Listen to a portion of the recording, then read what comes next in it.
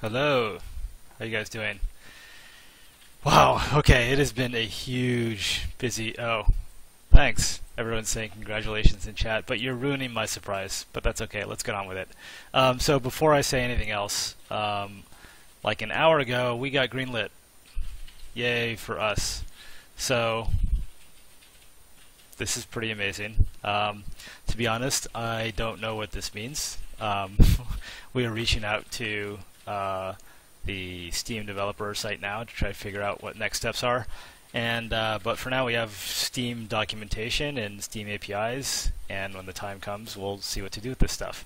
But oh yeah, what it means more people like our game. That we know for sure, which is why we're super excited about it. And of course, being on Steam is a huge opportunity. And we were like looking at our dashboard, and we knew that we were like in the range of being greenlit. And nothing happened, and we're just like, okay, we'll just wait patiently. And then bam, right when we least expected it, we were greenlit. So now we're greenlit. And thank you so much, everyone who voted for us. And that's that. Very happy about that. So before I get to the modeling, let me give you guys something to look at, the thing that we're going to deal with. But before we handle our Carpenter's Workshop, which should come up in a second. Come on, Cubicle. Yeah. I'm just going to give you guys kind of an update of like where we are and what we've been doing, and now that the Kickstarter's over, you know, how things are going. Okay, so I've got a list. Let me look. Okay, so today, first I want to remind everyone, is the last day of the extended Kickstarter through PayPal. So head on over to stonehearth.net. If you want to back us through PayPal. This is the last day. We're turning it off after today. Someone asked how much money we collected through PayPal. The final total is going to be very close to $82,000, which is fantastic. So I am also happy to announce that after we close this Kickstarter portion of funding, we're going to make pre-order of the beta and the full game available through Humble Bundle. So we'll have a Humble Bundle store where you can either pre-order the beta for $30 or pre-order the full game for $15. And you won't get, we're nowhere near, Nox, you're so funny. You won't get the Kickstarter rewards because of course those are exclusive to Kickstarter and PayPal backers until the end of tonight, but you will be able to pre-order the game from now all the way through release. So thanks for the Humble Bundle guys for being super cool and hooking us up with that. And what next? So what have we been up to? The Kickstarter was over like 2 weeks ago, I think. Yeah, 2 weeks ago. So we thought, okay, great. Now we can sort of shift gears, and we have shifted gears, but we're having to split our time between working on the game, which is what we really want to do, and doing the kinds of things that we need to do to ramp up, I guess, production on the game. Well, the whole reason we did the Kickstarter was to grow the team. So on the hiring front, we're doing quite well. We've got offers out to some people, some really cool people that I'm excited to be able to bring to the team. So that's going well. And we're also looking for office space, which has been a fun experiment. It's like kind of crazy. But I think we have a nice space, a nice small space that we can hang out in and actually work in, so we can move out of my house, which is good, because 3 people in the house has worked out actually pretty well, but like 6 people in the house, that's not going to work. So it'll be good to get out of this space. Okay, and then let me tell you how we're doing on the game. So we have actually been able to devote some time to the game, not as much as we want to, and hopefully that'll change very quickly. But you guys saw that on the Stonehearth.net, I made an update yesterday on the UI revamp that I'm doing, and if you want, maybe I can show you a little bit of code at the end of this, or maybe I'll just save it for another stream. But basically, you can check Stonehearth.net if you want the full details, but I've been making changes to make it much easier for me to write UI and for you guys to write UI if you want to do that in a mod later on. And of course, it's going to be moddable, as everything will be in Stonehearth. Guys, I got like a lot to get through, and then I'll start answering questions. So if you're asking questions right now, I'm sorry you're wasting your typing. Tony has been cranking away at core infrastructure, fixing tons of bugs and basically generally improving things. And Stephanie is working on crafting, which has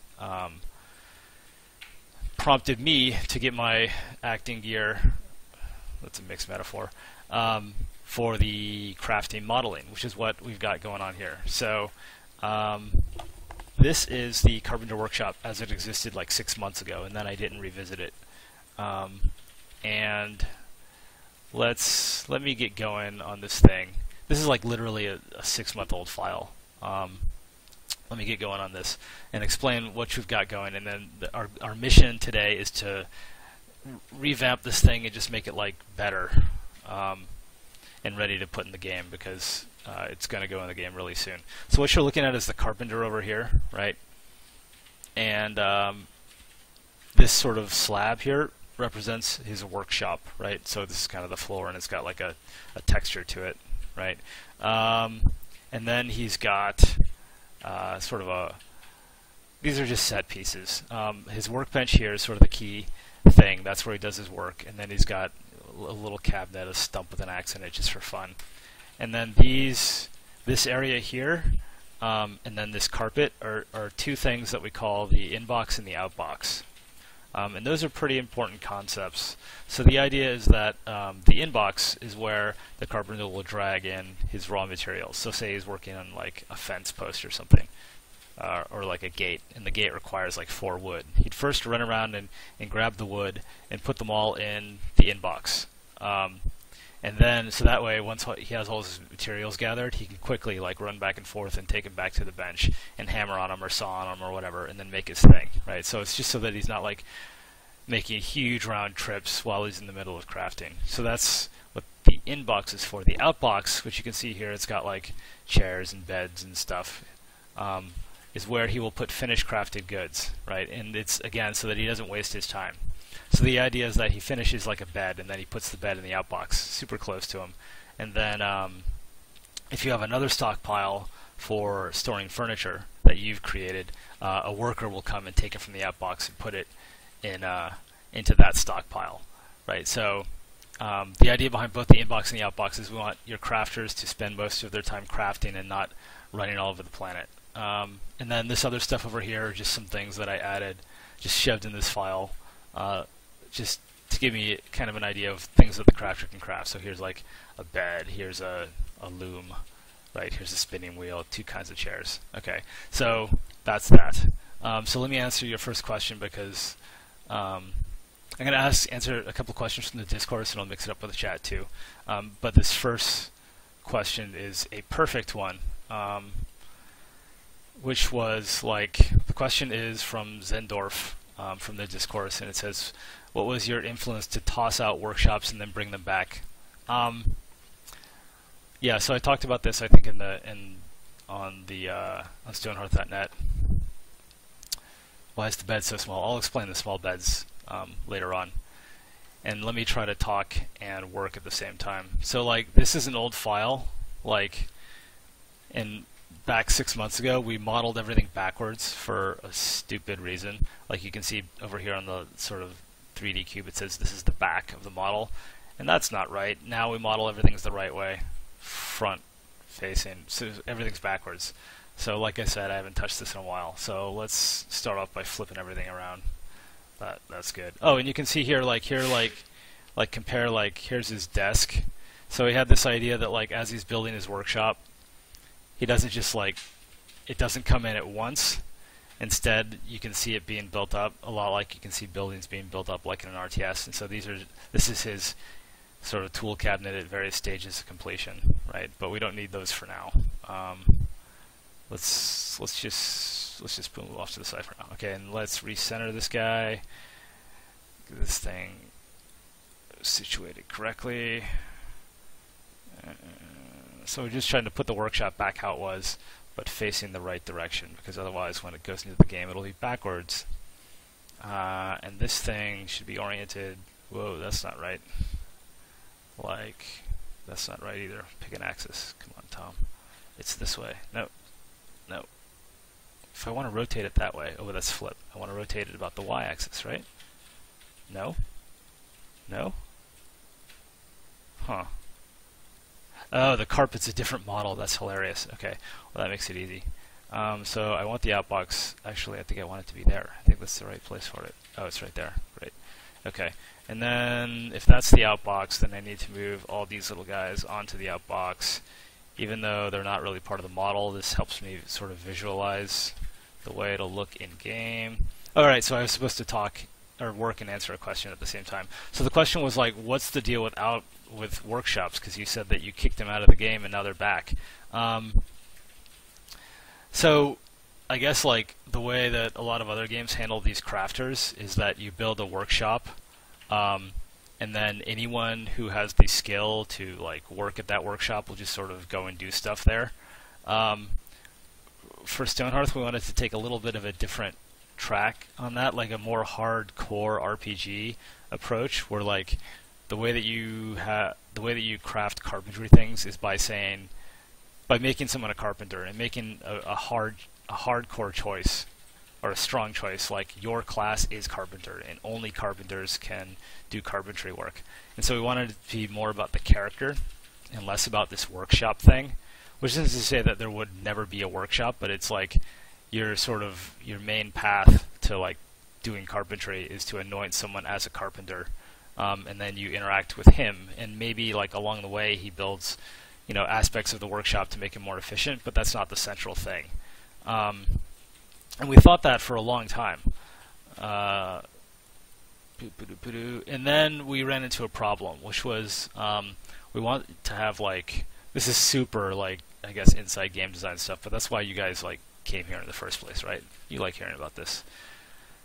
At least I hope you do, otherwise this is going to be a boring stream for you. Well, you'll get to see me model. So we want the crafters to have relationships with each other, and we want them to have natural synergies, and like a real kind of economy that exists between your crafters. And in the center of that economy, at least at like tier 1, right, the basic economy is the carpenter, because he crafts a lot of the tools that you need for other crafters. He crafts like the wooden mallet and chisel that will enable you to get a mason. He crafts the hoe, which will enable you to get a farmer. And he crafts things like the spinning wheel upgrade and the loom upgrade for the weaver, right? So he's like, so we're trying to flesh out that tree very specifically. And we came into a problem, which was like, what's the relationship between the crafter and the weaver? Okay, so the crafter creates like a spindle, like out of wood, the carpenter, and then you hand that to someone, to a worker, to upgrade him to a weaver. Okay, that's all good, but the weaver makes stuff out of cloth, like he refines like say cotton plants or wool from a sheep into thread, and then thread into cloth. But what if you made a weaver? We didn't want you to get caught in the trap of making a weaver without having him able to do anything, because maybe you had no access to cotton, or you had no access to anything that he would use. So then you're kind of screwed. You've painted yourself in a corner. You have this weaver, you're not sure what he's for because you're a new player, and he can't really do anything, so you just wasted those resources, and now you're frustrated, and it's a bad scene, right? It's not good design. Spinning wheel got screwed up. Let's fix it. So we thought about that for a while, and the solution we came up with was that you should not be able to craft a weaver until you gain access to the materials that he uses to make his stuff, to make his thread and cloth, like cotton and wool and whatever.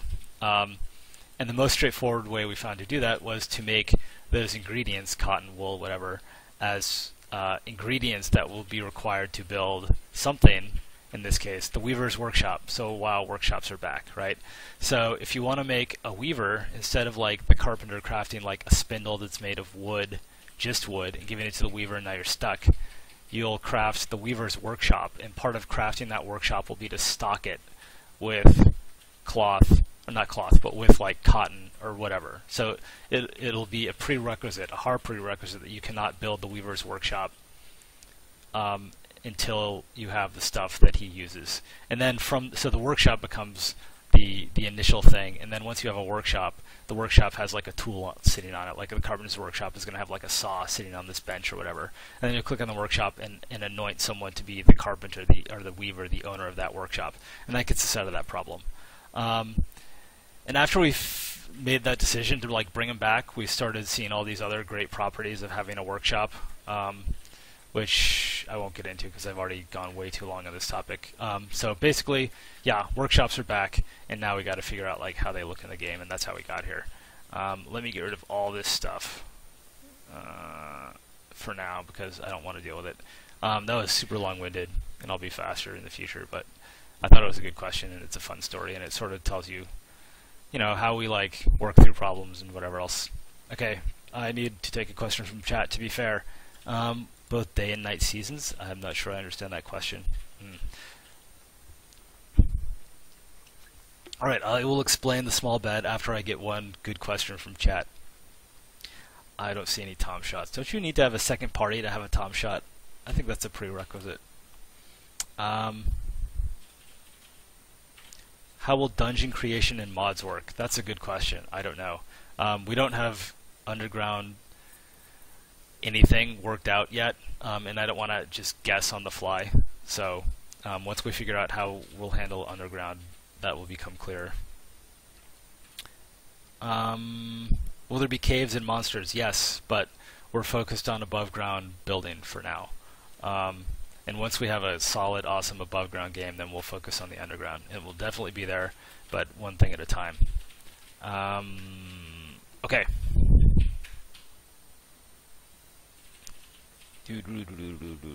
Will there be buildings with multiple floors? Yes, that is an awesome question. Will there be buildings with multiple floors? Absolutely. The building that you see in like the Let's Play videos and in the Kickstarter video is like the top 1% of the building feature. You're going to be able to build complicated floor plans and roofs other than simple peak roofs and multiple floors and all kinds of decorations, and that stuff is coming. So right, let me model. So so first of all, one thing that we decided about workshops is that like this floor piece that I have here, it looks kind of neat, but it's too heavyweight because, I mean, conceptually the workshop is just a bunch of, it's like the tools, it's the bench, and it's the saw, and it's the things you need to make stuff, right? This floor kind of is unnecessary, so we're nuking that, right? So that means that you're going to be able to make a workshop just like, and this thing's way too big. Let me optimize this. Modify, optimize size. Okay.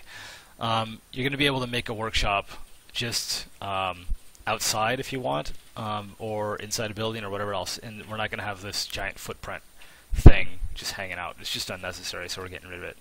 And I have to decide how big I want this workshop to be.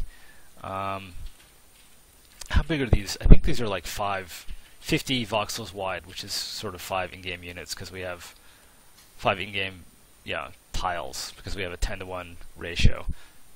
Because a block of wood's 10, so that's good. So, like, how big is a good size for a workshop? What do you think, guys? Like, you've all seen the video. You know about the right scale of things. Like 3x3 is not going to be possible because this guy, that's 3. Like 5x5 seems super tight, and that's not even going to work because we need like a decent-sized outbox. 6x6, I think that might work. Because you don't want it to be so big that like now you're like sort of screwed because you're really limited where it can go because it's just so enormous. But if it's too small and cramped, there are lots of problems with it being too small. It doesn't feel epic, all that stuff. All right, so let's lay this thing out. So I have a problem. So if it's 6x6, I'm just doing this as a guide. So 6 is 60 in cubical coordinates. So let's just do. Whoop, that's not it. 160. All right, so that's 6x6. So if it was 6x6, it would be this big. And is that going to be like too small? Let's find out. That's pretty cramped. It's not that cramped. It's not bad. 10x10 is too big. Wow, Willed Bob. 10x10 is just too big. 10x10 is like almost twice as big as this. Think of that.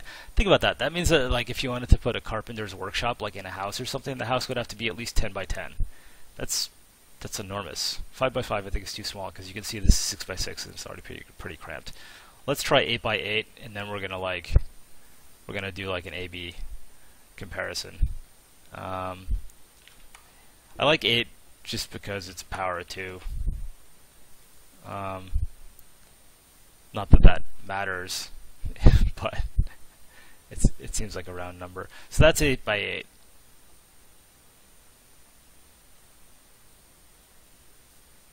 I'm going to go 6 by 6. Just because that seems like big enough without being wasteful. No wasted space. If it's 7 by 7, split the difference. If it's too big, then it just becomes a pain to manage. You can't put anything anywhere, right? If it's too small, then you can always just like build a bigger space if you want a bigger space, right? So we're going 6 by 6. We're going to go with the smallest possible size that doesn't look super cramped, and we can push everything out to the edge like that. Okay. This may mean that my inbox has to be my inbox and my outbox have to be smaller, but I can deal with that. All right, I don't need this guide anymore. Great. No, I do need the guide. Let's say that the inbox is 4 by 4.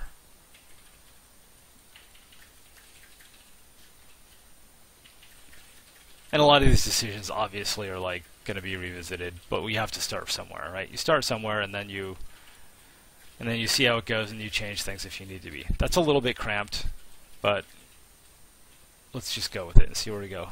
You guys really think 7 by 7, huh? I'm not going to argue with you. We're going to go 7 by 7. 7 is weird. Well, no, that actually might make sense because, I mean, having things an odd number of things, yeah. Having models be an odd number of units means that it's easier to center it on a center line. How do I resize something? Stretch. I always get confused between stretch, resize, and optimize. Yeah, whoever said 7 by 7 gets a gold star. You were right. I laughed at you before, but who's laughing now? Actually, I'm still laughing because I feel good that we got the right size, but you can feel good too. Alright, so that's not bad. Yeah, that's much better. That's just better. And this stump is probably going to have to go, but it never made sense anyway. Yeah, I mean, I like it, but it's like, he's a carpenter. He's not like a lumberjack. Alright, so there's... Yeah, that's not bad. I'm actually going to keep this thing, even though it's not part of the model, and I'm just going to put it down here and give it like kind of a neutral color, because normally he'll be sitting on the ground. You know, this thing's not hanging out in space, it'll be on the ground, and this gives me like a feel for what it will look like when it's on ground. Yeah, very good. Alright, question time, question time. I'm going to take another, oh wait, there's the moderator queue. I'll take one from the moderator queue, which is awesome. I love this thing, except I always forget how to use it. Now I have to go into presentation mode, right? Yeah. Oh, it opened a new window. That's unfortunate. Gotta manage my windows. Oh wow, they're crafting related questions. You guys are great. Will furniture and tools wear out and have to be replaced? Well, the carpenter saw a break after crafting X amount of items. We haven't talked about that, so this is purely my opinion. And I say like no, because that to me is kind of busy work. And it's just like this thing that you have to have in your head. Oh, let me have like some spare tools because I know they might break. And it doesn't seem fun for me personally, so I would vote no on that one. How much diversity will there be in combat classes? Will there be many different magical-based classes? There's going to be. I mean, we're going to have all the typical archetypes. We're going to have a tank. We're going to have a melee damage dealer. We're going to have ranged. We're going to have disablers, so there'll be good variety. Magic, the way that we're thinking about Magic right now is that Magic is going to be rare and exceptional in the game, so it's not like, you know, bam, you're a level 1 wizard and you're checking fireballs all over the place. You're going to have to work to gain access to Magic, and then it's going to be a danger to Magic, where if you're not careful it can backfire and bad things will happen, and so yeah. Okay. instead of an axe, how about a toolbox? It's not a bad idea. We can play with that. So this bench is actually the very first thing that I ever modeled for Stonehearth. And not this bench. It was a bench like this in 3ds Max.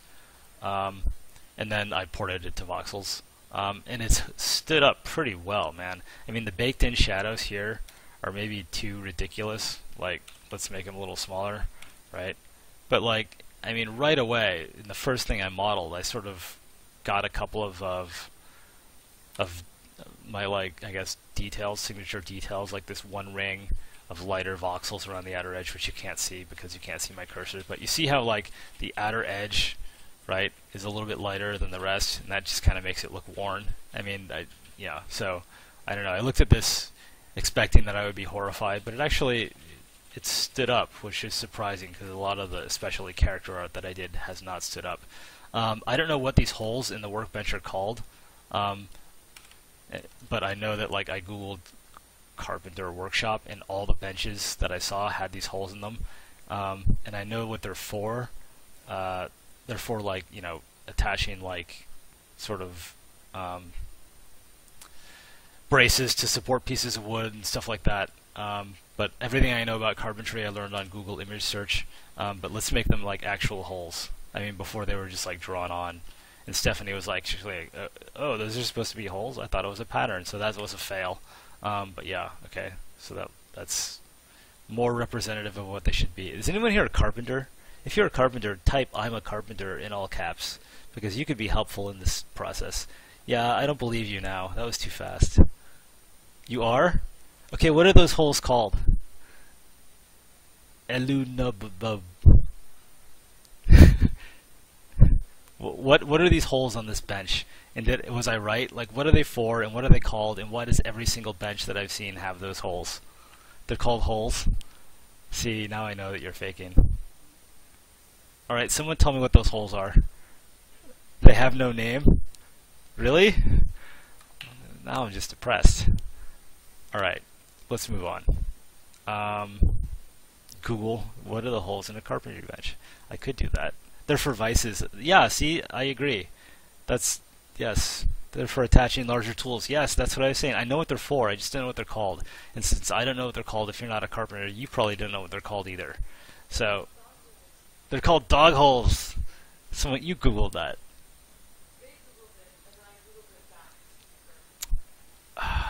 Alright, we don't have a carpenter, but that's okay, we'll get by. We'll get by. And actually, so, like, something's weird. I think my lighting's off? No, it's fine. So, like, I like looking at objects from the worst possible angle, because it's easy to make stuff look good, like, wow, look, everything looks wonderful, right? But if you look at it from, like, something like that angle, it's like, does this bench still read? It's kind of tough. The legs kind of get lost. And I find that a good way to, like, make sure that my models are not, like, that I'm not fooling myself into thinking that things are better than they are. So I want to make the top pop a little bit more, because I felt it got lost. So I'm going to just darken the legs, which is kind of a way of baking on some shadows, right? But now you can see from any angle that I turn, like the top pops up a little bit from the legs. And that's like really subtle, but I mean, you guys know me by now. I'm OCD about this stuff. And I'm so OCD that I'm going to save this and bring in the real Carpenter, because you can tell this is an old Carpenter for a couple of things. First, he's got mitten hands. Like, this was before I even figured out how to put fingers on the dudes. And the shadow, like, on his head is just out of control. It's just, like, super dithery, which is not the way things are now. We're much more simple and graphic, I guess. So we're going to save this. We're going to find the Carpenter. Did I find him? Did I get him? Cubicle's being slow today. Yeah, okay, so here's a new Carpenter. So how is he different? Look, he's got real hands, and they look horrible now, but they animate and then they look much better. And then you can see the shading on his head is much simpler. And we got a little more definition around his collar, whatever. I'm just bragging at this point. So let's take him and put him in the workshop, just because, like I said, I just feel better. We're modernizing everything. We're taking something that was old and just improving it. Okay. will there be a sculptor who can make sculptures which you can create out of voxels in the game? Oh my gosh, Mo. That's a good question. We thought about that. Like adding an in-game voxel editor is a big chunk of work, and it would be awesome. But it's like not worth it yet. So eventually, maybe. But for now, we're not going to do that. But it is a good idea. And we even thought about like how to level up the carver, so like as he levels up and gains experience, he can do more intricate carvings. We have lots of ideas there, but to be honest, it's not something that's going to come in sooner rather than later. Or I think I messed that up, but you know what I mean. Wooden planks, right? So this is a wooden plank model. For a long time, we were thinking that wow, you can see that I totally mailed it in. I don't even know why I'm finishing this because like it's not in the game. But if I were to finish it, it would look like this. Yeah, so this is a wooden plank model. And for a long time, we were thinking that like it's just weird that if you take wooden logs and you're crafting wooden stuff right out of the log, wouldn't you... Okay, Minecraft, this is exactly like Minecraft, right? You take wood, and then you craft wooden planks, and then you use the planks for stuff. And so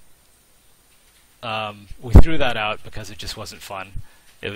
These planks just became another thing that you had to worry about. Like, do I have enough wooden planks? No, go make some more. It's brain dead. It's not fun. It's just like kind of micro.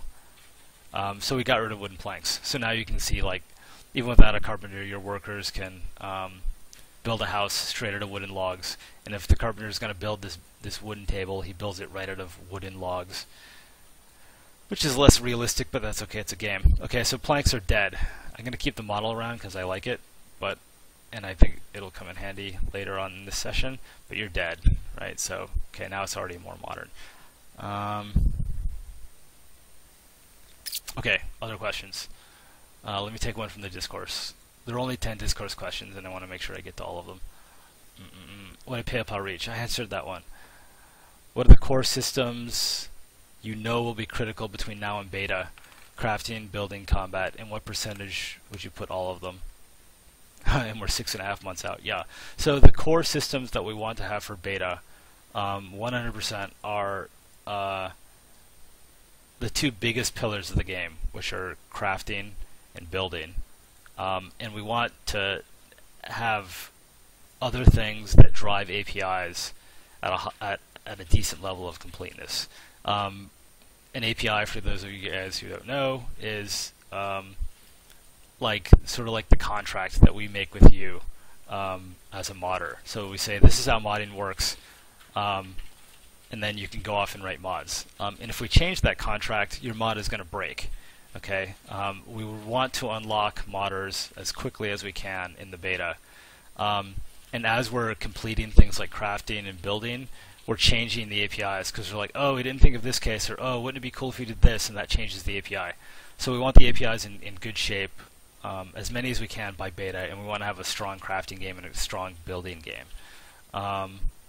As far as percent complete, I'm not going to guess. I mean, you've seen building. Like, building is kind of there and solid, but we need to add tons more features, and crafting is less complete.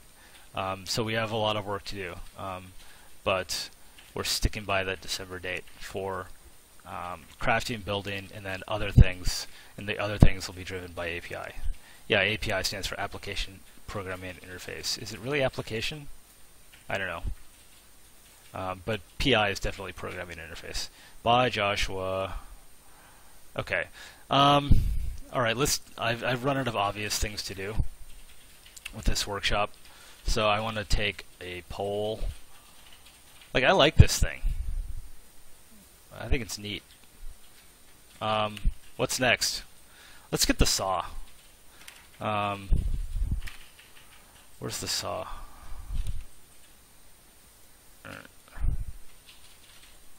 Just to complete the picture. So this is, as you guys have seen this before, it's my scratch page for all kinds of different class ideas. And there's the saw. Oh, the saw looks horrible. We need to fix that. It's so funny how, like, I've been at this so long I can sort of immediately pick out things that I did a long time ago. It's not that bad. I was exaggerating. Yeah, it's pretty good. So for a while, like when workshops mostly went out the window, we were thinking that we wanted, it's a game about crafting, so we wanted to drive crafting into as many aspects of the game as possible.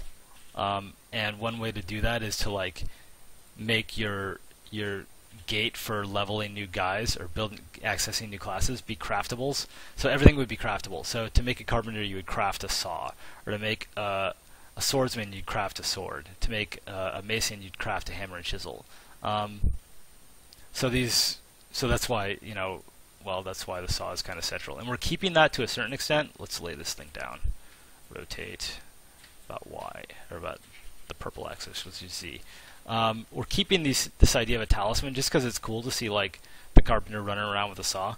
But instead, like when you start, that was a bad idea. When you build your workshop, so let's go through like our crafting flow as it exists right now, which is mostly in our heads and then partially in code that Stephanie's writing.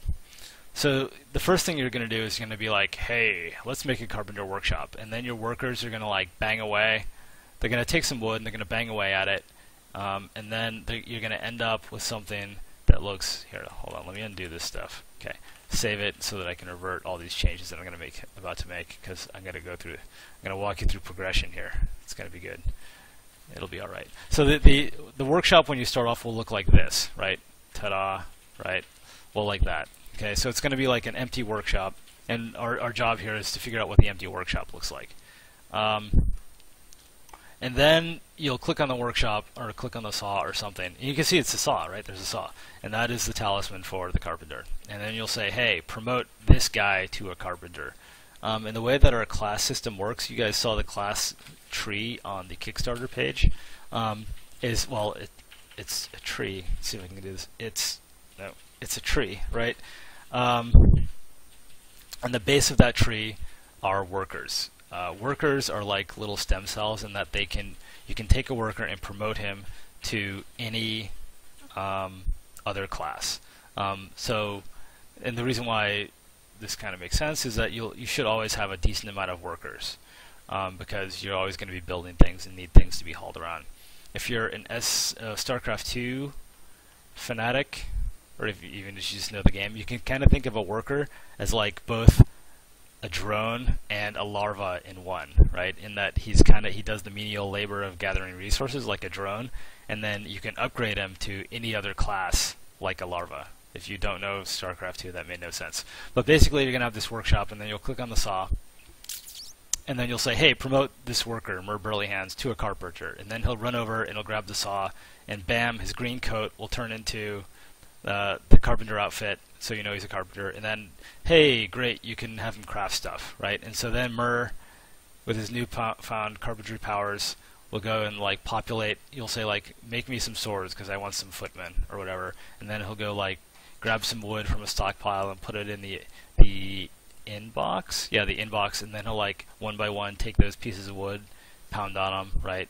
And then out will pop crafted goods, and he'll put them in the outbox. And then, like I said, if you have some stockpile set to store things other than raw resources, like furniture or weapons or whatever, your workers, not your crafter, who is a highly trained professional and is above such menial labor, will go take that stuff and put it in your stockpile, at which point he's free to craft more stuff. Those are the basics of how crafting will work. There should be an entire add-on based on Mer Burlyhands. You know, when we made Mer, like, the name, which is all he really is, I guess. Well, he's become more their name. We were like, Mer Burlyhands, whatever. We'll change this later. And then like, now he's too popular. We can't get rid of the name. The name was a joke, but okay. Discourse question, and then moderator question, and then chat question. Oh, right. I took a poll, and I forgot to look at the results. Like, what's next? I mean, what do you guys want to see in this workshop? Because to me, like, this could be the workshop. I'm kind of happy with this. The drawers here probably need something. Maybe they need to pop out one voxel. But it's like 90% there. So what was the result of that? Did you guys come up with any ideas? Yeah, and of course we've got, the toolbox, right? Well, where's the toolbox going to go, man? We don't have a lot of space here. I mean, it could go back here between like the workbench and the outbox, but Like, he's got to have some space to walk around. I don't know. Next to the table, like, but no, because I mean, so right now, if you look at the top, we've got aisles, right? We've got kind of a T. Like, can you see that? Yeah, we've got a road here, like a road this way and a road that way, right? So you can sort of path through this thing. If we block off one of these roads, it's bad news. Under a table, on a shelf. I'll think about it. If I can find a way to do a toolbox, I'll do a toolbox. But let's pop these drawers out a little bit. Or push them in. Let's pop them out. I think they have to be popped out. Just one. Well, that didn't work at all. It almost worked. I've got some baked-in lighting. Oh, I ran out of space, didn't I? Yeah, so we need to resize this. You know what? Did that make a difference? A whit of difference? It made a tiny, tiny bit of difference, so I'm going to undo it. It's not... Well... Really? Maybe... No, you can barely tell. You really can barely tell, so I'm going to undo it. It's just a waste of polygons. Excuse me. Okay. This ain't bad. Looks better now as they are popped out. I couldn't tell the difference, man. I honestly couldn't. Okay, chat question. How many different sets of armor weapons will be available? Would you need to level up a soldier class to be able to equip these items?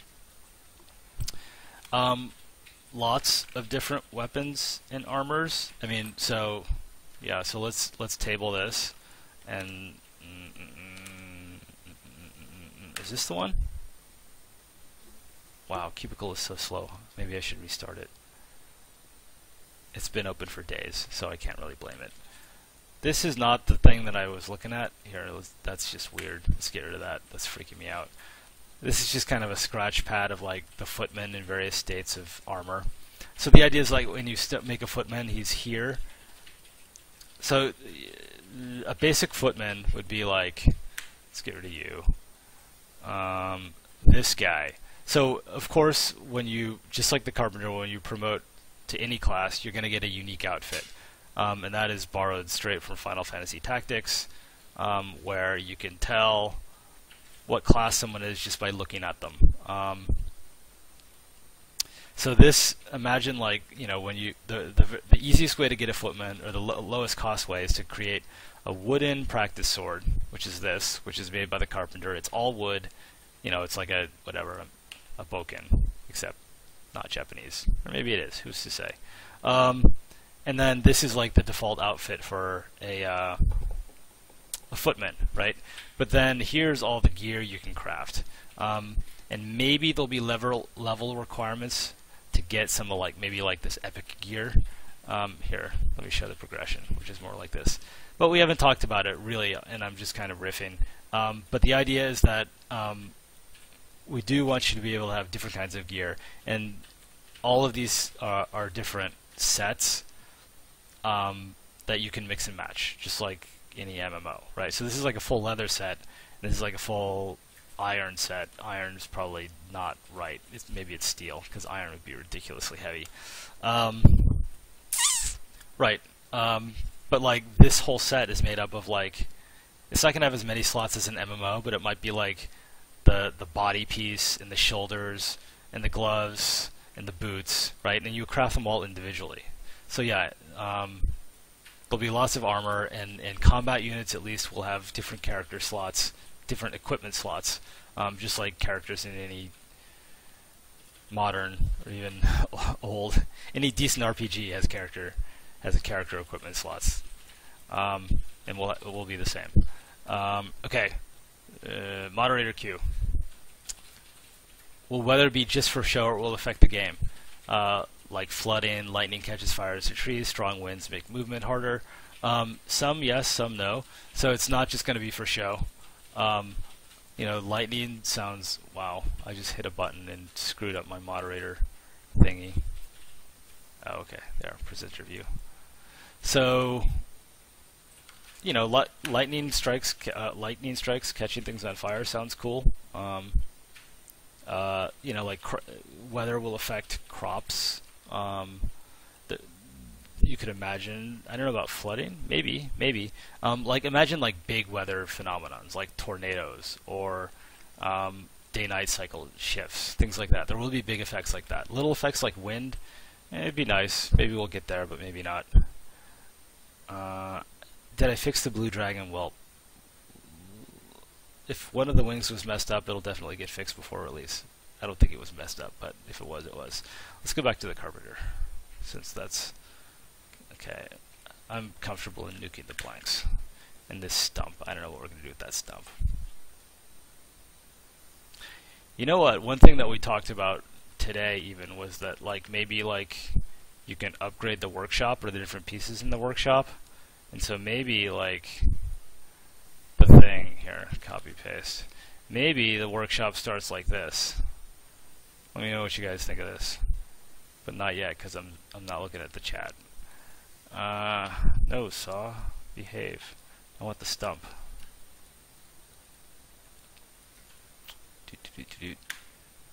Huh. Orphan voxels. And let's rotate it. Rotate. Yeah. No, I don't like that. Do it that way. I mean, maybe the workshop starts off like his workbench is just this like rough, crude wooden stump, right? And then like you have to craft the wooden bench with the dog holes. Did I get that right? And like this thing gives you like whatever, a 10% bonus to crafting speed. Yeah, you guys like that? I like it too. See, we're designing the game on the fly. How awesome is that? Right? And maybe we need a primitive version of this thing too. Right? So a primitive version of the tool bench. Or maybe it doesn't have the tool bench at all. So this would be the starting. That's not bad. This is super basic.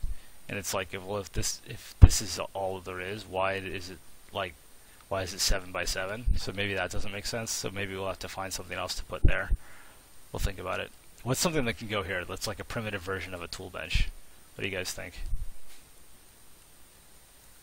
A toolbox? No. No. It's got to be like a bench.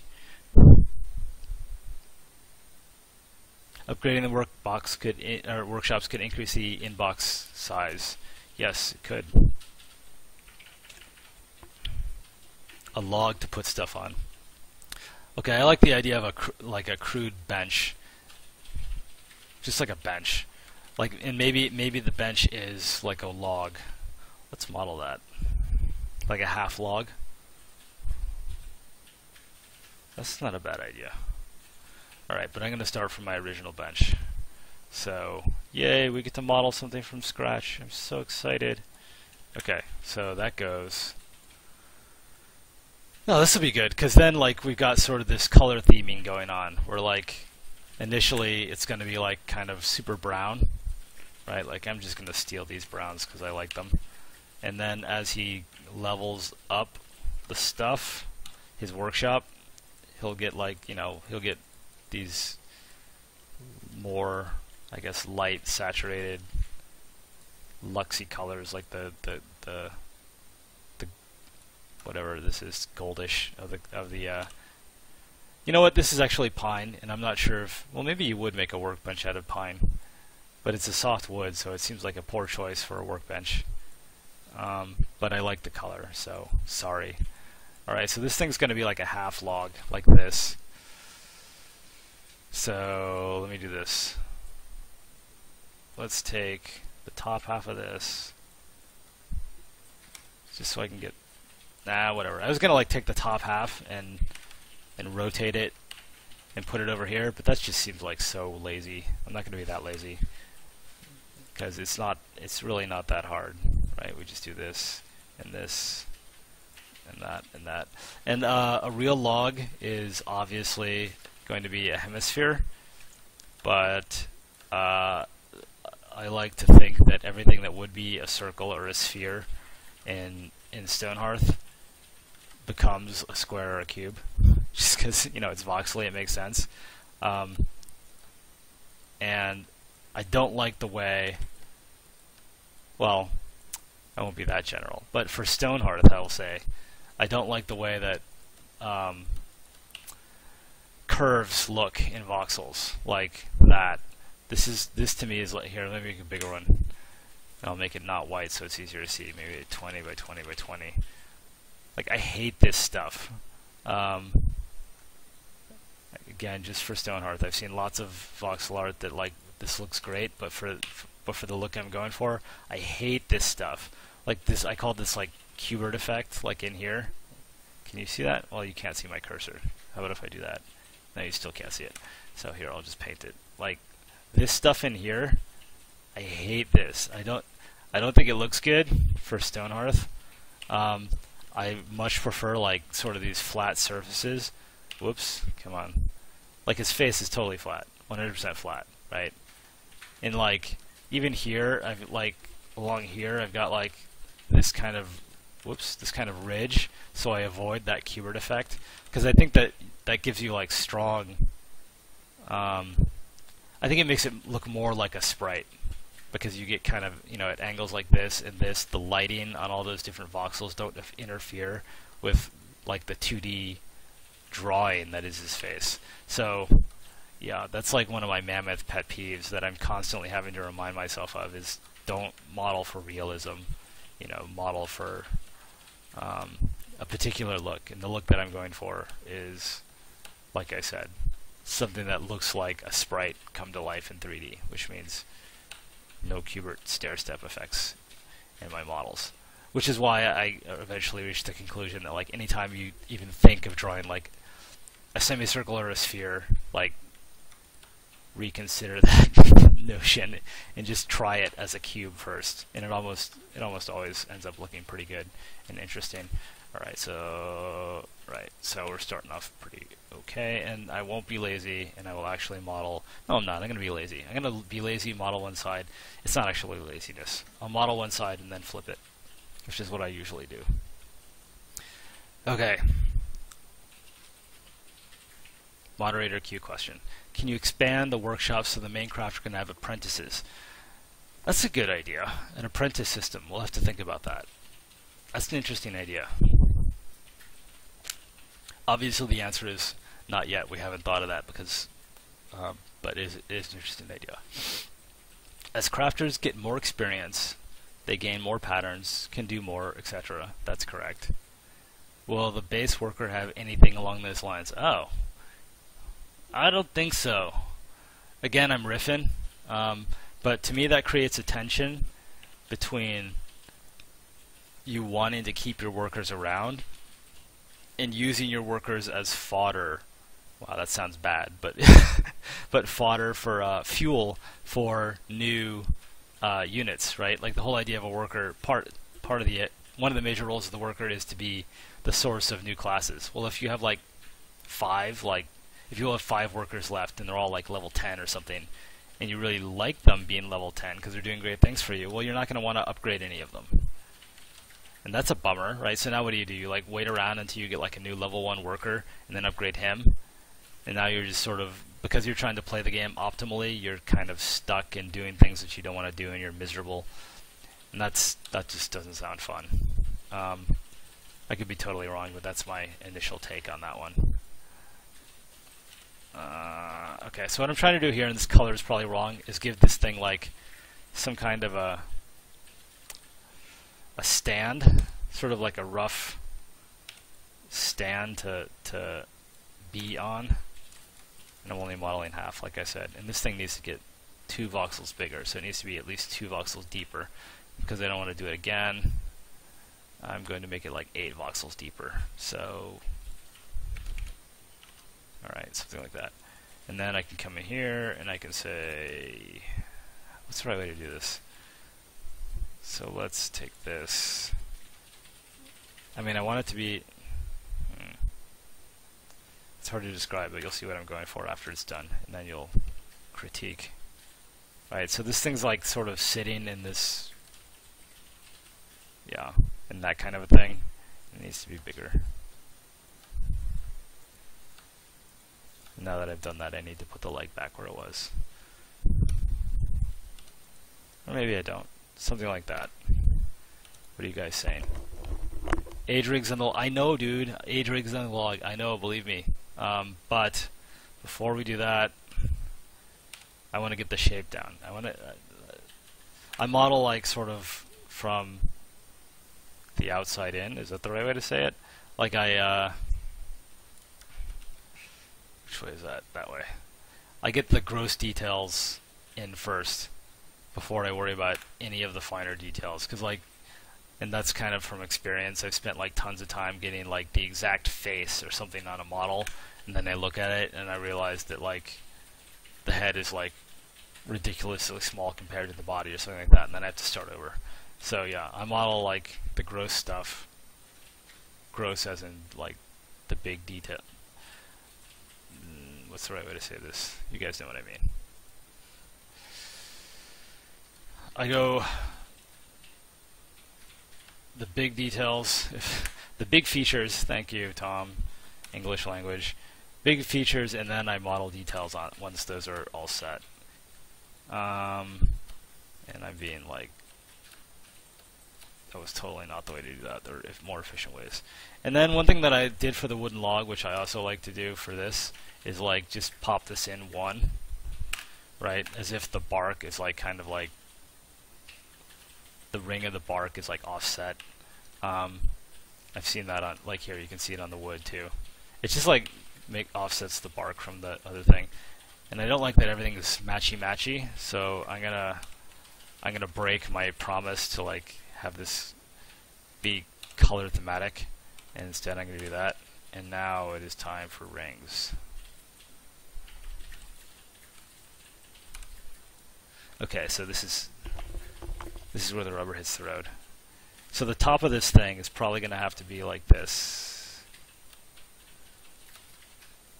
Right, and then like that, and then maybe I'm kind of trying to work backwards. Oh man, tricky.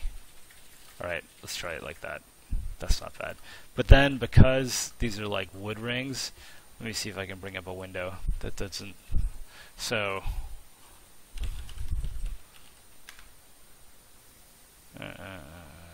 or like wooden log cut. I don't know. Google image search is your friend if you can figure out what to Google image search on. Alright, that's not a bad one. So like if we look at this thing, no, that's horrible. How about that one? No. Like, what am I trying to get at? I'm trying to show you that I can't just have these horizontal lines on the top of the log. Well, maybe I can, because I might be shooting for too much realism. But like, yeah, that's a good one. Right, so if you look at this thing, can I look at the image? No, I don't want to look at the site. I want to look at the image. The original image. Like this thing's got like, it's like wavy and it's not just like, you know, because the rings aren't perfect hemispheres. Oh, split logs. Hey, that's a good idea. You guys are so helpful. Okay, this is an exaggeration, but it illustrates the point really well. Wow, that's a real exaggeration. But like, it's not like straight lines because the rings are perfect circles. It's not like that at all. Although maybe it should be for the purposes of this model, because that just looks thematically better, right? But yeah, and actually, I don't like the idea that it's a perfectly split log either. Maybe it's like an almost split log, almost perfectly split log. So like we do this. Is that even a square? Is that a square? Why does it look weird? 3, and then 1, and then 1. Oh, that's why it looks weird. It should go like that. Right, like that. Okay, there. Right, and if I did that, then these would come in here, and then I can kind of get that effect by doing something like that. And then let's just keep it symmetrical, just for my own sanity. Right, and then like maybe this one does that. And maybe like this one did that or something. And now we can step back and say, does that look crazy? Yes, it does. So this could be another case where like I'm overthinking things. And I'd be better off like doing something that is more simple more simple, simpler and graphic, like something like that. I think that's right, but I think I should invert it. No, wait. No, it's probably right. It's not horrible. It can get better. It did look pretty good. William. I don't know. I didn't like it. Alright, let's start adding some details to this thing. Like, we're gonna pop this edge, just because that's what we do, right? Let's do it on the whole edge. Because, so I like, lightening up these edges that I think receive some wear. Right, so probably like the outside edge of that wood receives some wear, and then I'm not gonna copy paste all my colors. Like the top of this thing probably did, right? Or like here, that's way too different. Colors are so deceptive sometimes. Like you think you made a tiny change, and then you look at it, and it's like way bigger than you thought it was gonna be. Like just the tiniest color change you can pick up with the eye. Aren't people incredible? So that helps a little bit. And then this log needs, what does it need? It needs grain. So let's put some grain on this bad boy. Did I just yeah, I lost my color. Oh wait, did I? Yeah, I did it again. Winner. Here, I'm going to grab both this time so I can't possibly lose it.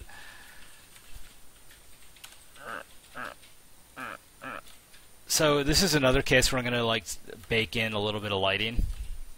Right, so if this is a hemisphere, it's going to be darker on the bottom, even though it's not really a hemisphere, right? So this is the paradox of voxel modeling. I said it's not a hemisphere, but I want to give it kind of the impression that it's a hemisphere by baking in make the underside darker than the sides.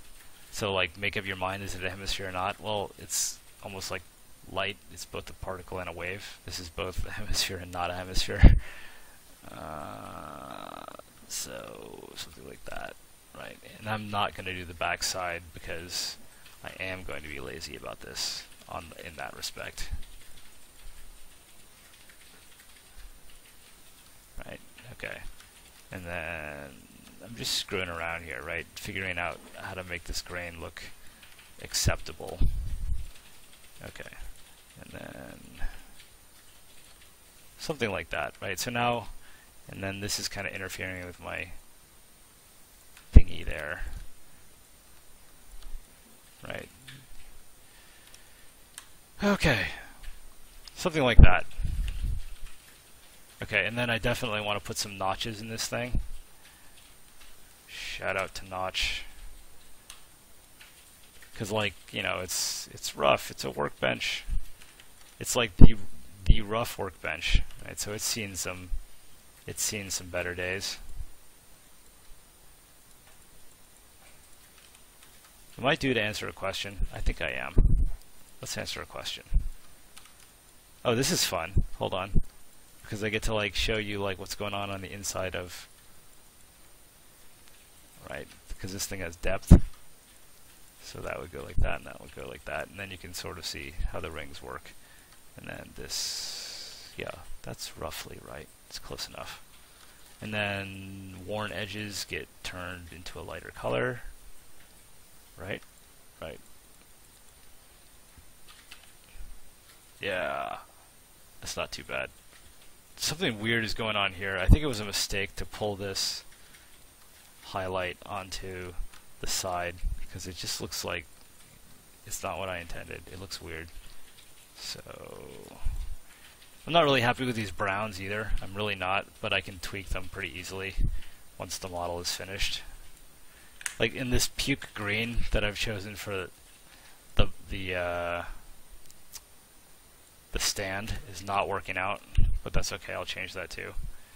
And the whole thing is just too big. This is what I mean, where if you get ahead of yourself, you can really screw things up. Like, look how big that is compared to him. Oops, wrong angle. Well, maybe it's not that bad. Okay, it's not that bad. I lied. I was overreacting. I was being a diva. Alright, questions. Did he answer how workshops will work? Yes. Look at the archive. What types of food will there be, and what types of crops will farmers be able to harvest, plant? That's an interesting question to answer, or a hard question to answer, because, like, I mean, there are going to be some obvious things. I'll tell you what we know, and then what we're thinking about.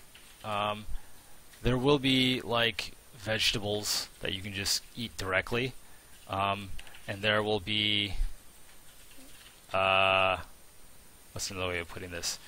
Food that you will need to refine, like, you know, like cow meat, right? Or that was a really sinister example. No, actually, it's not that bad. Cow meat, right? So if you can, like, well, that's not farming, but wheat into bread is the obvious example.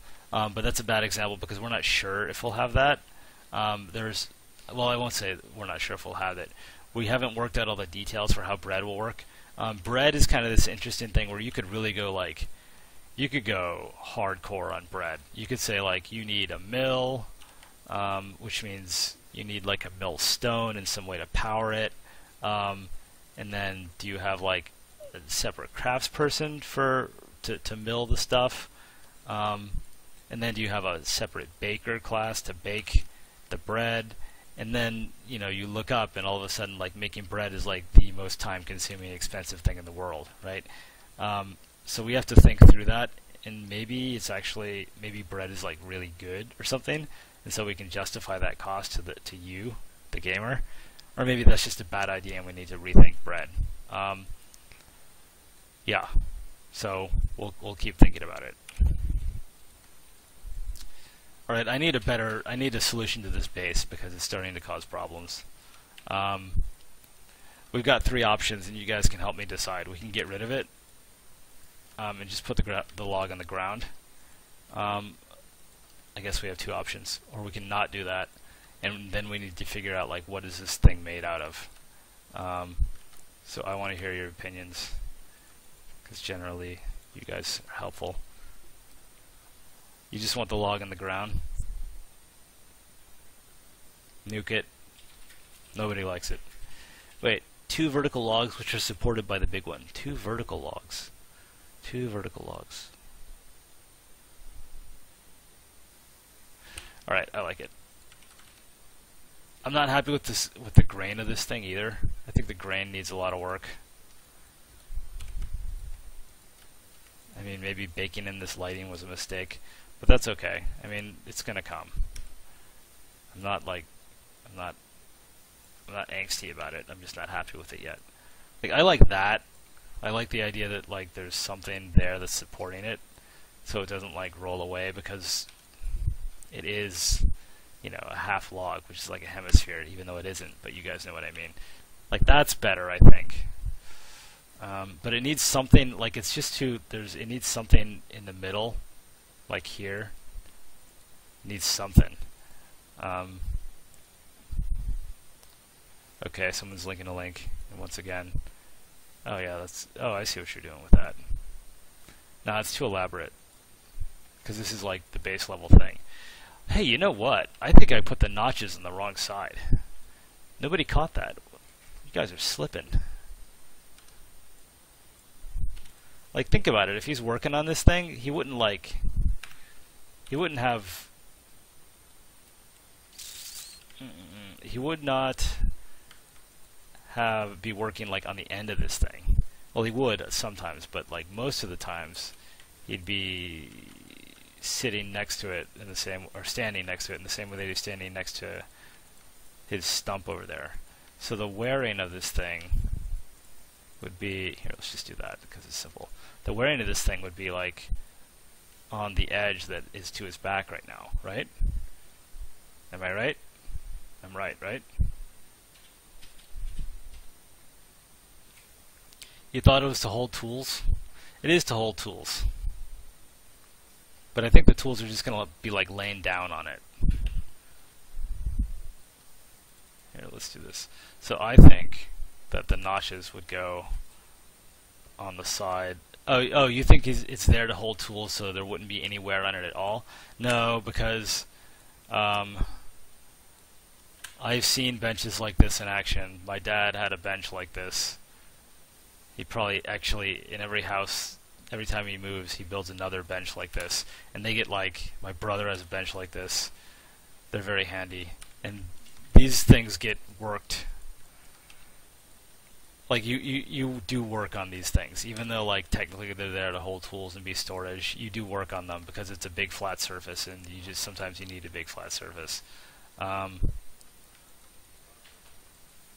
mean, who doesn't need a big flat surface every now and then, right?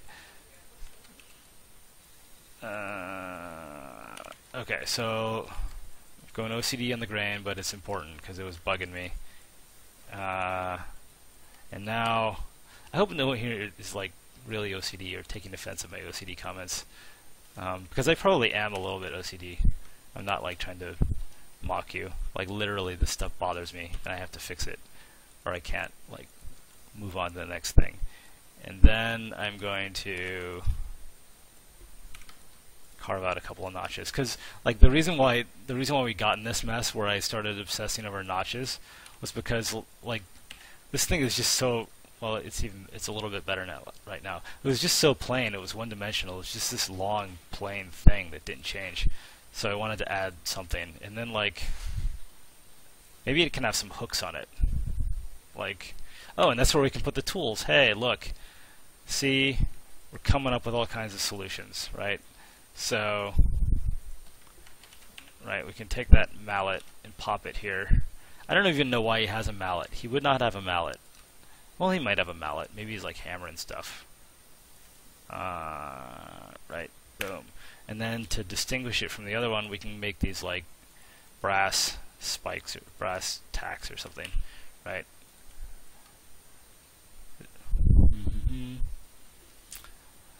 What do we think of that? I don't like the brass pipes or the brass tacks. Isn't that an expression? What does brass tacks mean? Getting down to brass tacks. Thank you. Yes, that is an expression. It's like, I've heard this before. Where have I heard this before? Let's do that. Maybe like he has just a really... it needs... So these are things that I'm doing just out of like color. Like it needs something, it needs some color. Oh, hey, wait.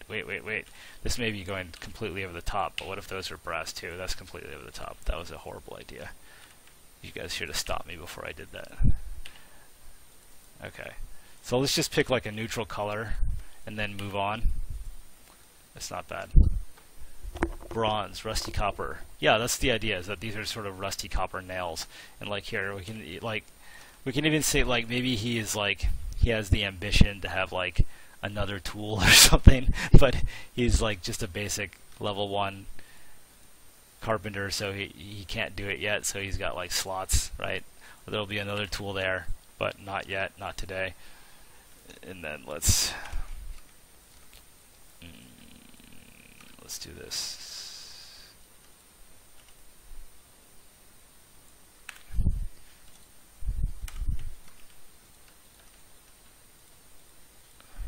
Just to put those in onto the surface, so that, yeah, something like that. And then these are too light.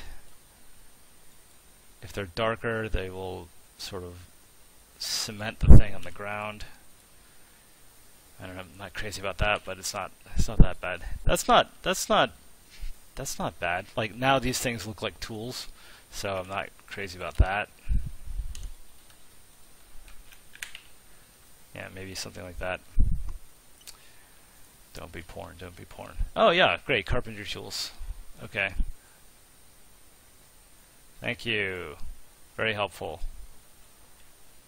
Can I do this? Let's see if I can do this. No, I can't do it. Because only one window. Okay, wait, here, I can do this. Look. Google image search is your friend. Okay, it's time to answer a question. I'm going to answer a discourse question, then a chat question, and then a moderator question. Oh, cows. Voxel Pirate wants to know. By the way, Voxel Pirate is out of control. Just search for his stuff on the discourse. He's making like a whole Norse total conversion thing, and it's going really well. He's crazy. Like I think he's literally crazy. Definitely check out his stuff on the discourse. He wants to know. No, it's too much. We need a cool color there. No cows. Voxel Pirate, I'm thinking no cows. Because, like, cows are so stereotypical, aren't they? Like, don't you want something other than, like, a cow? Like, how about, like, I would say yak, but, like, some... Oh, I made a mistake. Voxel Pirate is not the Norse guy. Tobias is the Norse guy. Sorry, Voxel Pirate. Sorry, Tobias. Search for Tobias. And search for Voxel Pirate stuff too, because he's doing good things too. But no cows. Maybe like yaks, or maybe like big goats, or something other than a cow. That's just my personal opinion. Just because, like, you know, you got to do something different, mix it up, so that like Stonehearth is like a unique. The world of Stonehearth, I should say, is a unique place, and it's not like we had this discussion with alternate planes, where I think I got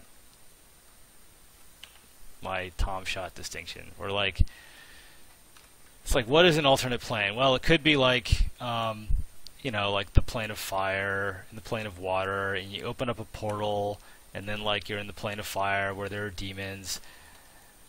But we've all heard that before. It's like the most generic idea ever, and it would probably be fun and fine. But holy cow! Like, do we have to do that too? Like, so many other games have done that. Let's do anything other than that. And like the conversation we had was like I personally would rather like have like try 100 different things, like probably 99 of which will be bad, to get to like the good idea that is like a little bit different. And I guess I feel the same way about cows. I'm sorry if you like cows, but it's like enough with the cows. You'll probably mod cows in the game and everyone will love them, and then I'll be proven 100% wrong. Cow played. Yeah, that's been done before too. See? That is exactly my point. Okay, moderator question. Oh, this is a good one. What kind of functionality will we have for choosing colors for equipment and clothing for our people? Can we freely choose colors, or will we have to make dyes and dedicate labor to dyeing? So this is tricky. It's a good question, but it's kind of tricky because. Oh, by the way, I really like this. I like this workshop. Like, I think working through this stuff with you guys is helpful to me, because like now this thing's starting to look like real. Not real, but it's starting to look specific.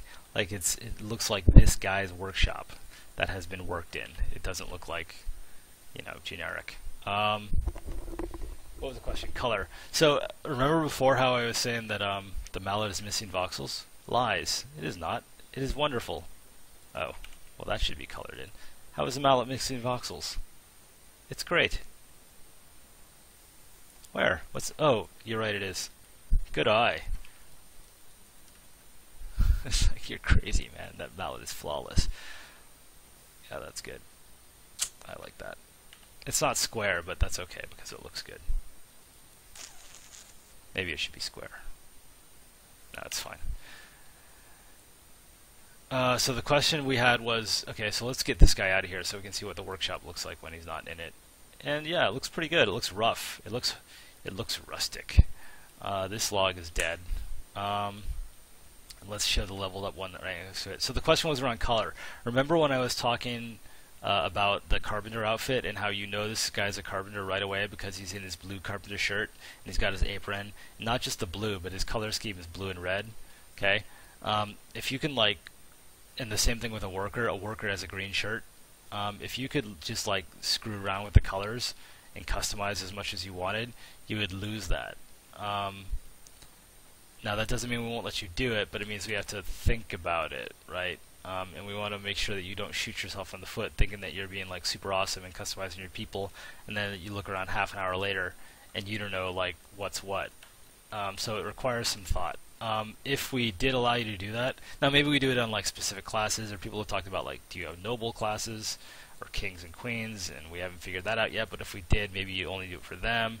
But if we did do it, we would want you to invest some time and resources into it. So it would be the kind of thing where you're going to have a class person who, probably the herbalist, will collect like herbs, plants, and stuff, and then you'll have like an artisan crafter or something who can take those plants or other raw materials, maybe like earth or something in the case of like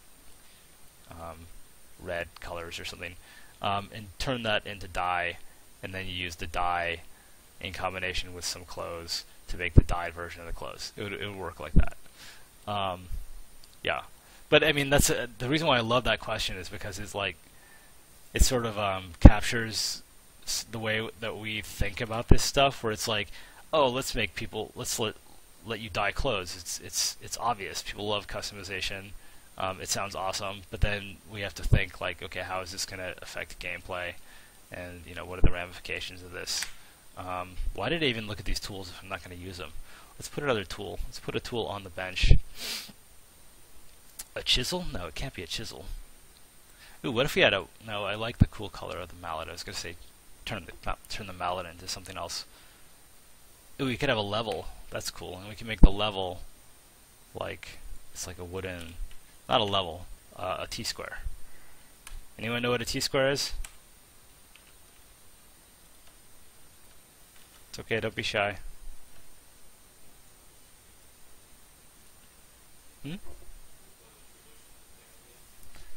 Yes. A T-square is like a ruler with a right angle on it, so that when you need to make a right angle, you can do so very easily. That is a T-square. I know, it looks amazing, right? Does it look weird? It might look weird. But I'm not done. If you think it looks weird, it's because I'm not done. Right? Okay, and that's not right. It should be a little bit more saturated.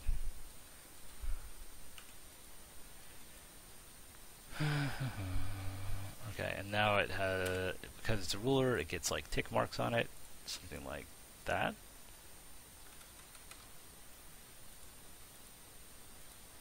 Like that? Yeah, like that. There. And then like, maybe like that or something. Yeah. I'm probably going to delete that when this stream is over because I'm not crazy about it. Alright, nobody likes it. I don't like it either, so literally nobody likes it. So it's definitely got to go. I'll play around with that. I'm sure we can figure out something. But I like where we're going, so I'm going to take a break from my tools, from all this voxely stuff, and answer some questions. Give my hands a break. Oh, by the way, I calculated like a year ago how many voxels I would need to place to finish this game. Like I was like, okay, here's the average like number of voxels in a character or an asset, and here are the number of assets I want, and it was something like 2 million voxels. And if you think about like the number of clicks that it takes to finish a model, it's not 1-to-1, right? So like I'll probably click the mouse like 6 million times just modeling for this game. Oh, save. That's a good idea. Let's save as.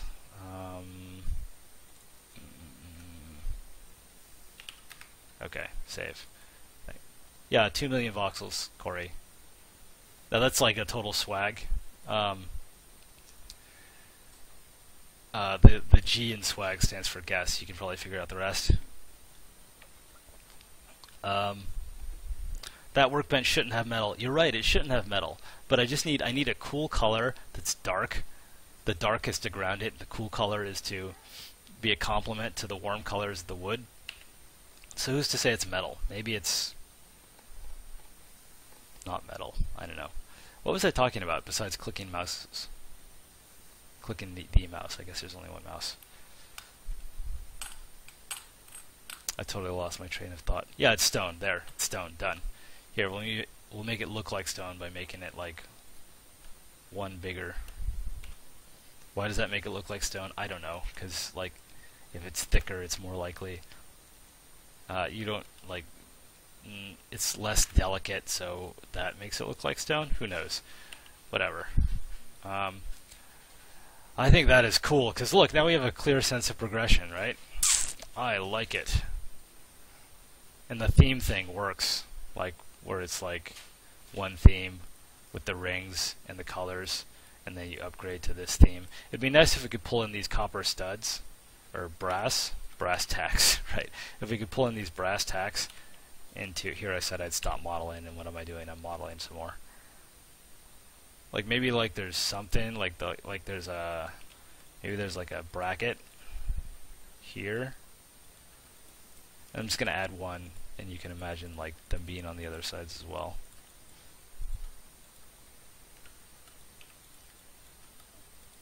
Right, and then right, maybe there's like a rivet on either side, right? Maybe we put those around. Maybe that's too complicated. I'll leave it there and see how I feel about it in half an hour.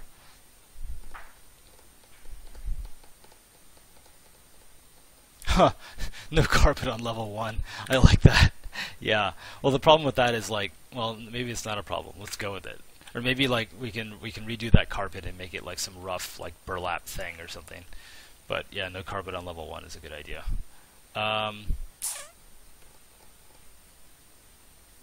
Will we get some form of trophies or decoration for killing a titan, like being able to raise a dragon skull above my throne?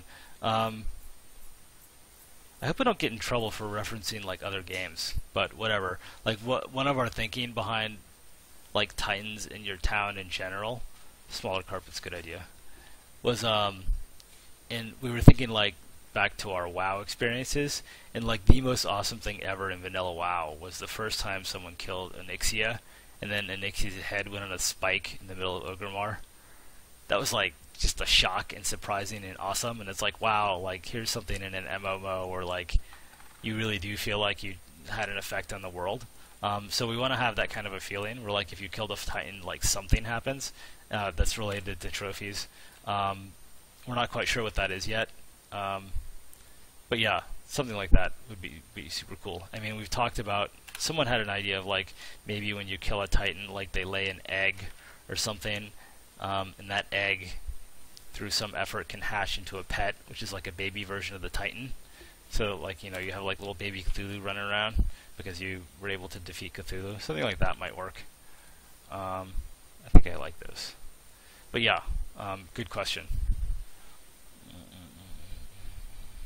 Alpacas instead of cows. See, that's a pretty good idea. Alpacas have become kind of, I don't know if that's going to date us, because like no one knew what an alpaca was, and then all of a sudden they were everywhere.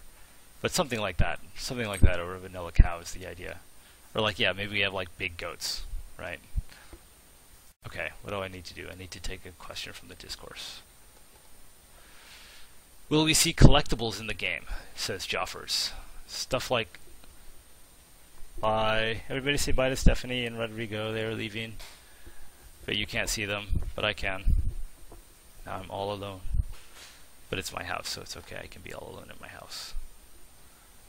What was the question? Oh yeah, collectibles. She can't see you, but I'll tell her you all said bye. Rodrigo is Stephanie's husband. He's a good guy. He's helped us out quite a bit on Stonehearth, thinking through ideas. They are both DMs, Dungeon Masters. They still play D&D regularly. So she's like the perfect first hire. She's like awesome coder, can write well, has an applications background, so she can help us like with the scripting and dealing with UI. And hey, guess what? She's a DM. So it's like, what? Like, were you cooked in a lab to work on Stonehearth? Pretty much.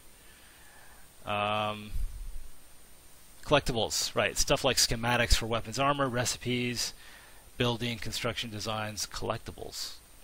I think you're asking if like there's stuff out there in the world that you can't normally get that you can access through some kind of achievement or quest or something, and then you can build it or use it. That sounds cool. We have a couple of ideas where